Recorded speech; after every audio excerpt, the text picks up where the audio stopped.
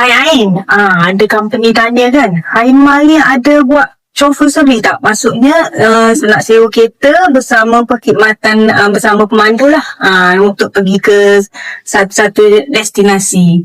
Okay, so untuk Haimal Travel and Tour, kita bukan setakat ada kereta sewa. Kita ada kereta sewa bersama pemandu juga. Bestnya. So sebelum ni, kita punya previous customer pernah, kita akan ada selalu customer yang repeat order untuk chauffeur. So harga untuk chauffeur ni berdasarkan destinasi, itinerary, kereta.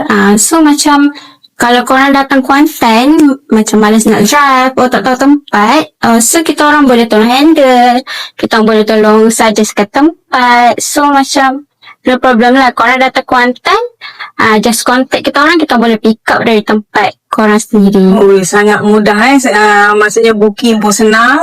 Betul. Semua Haimal team akan urus semualah. Betul. Okay.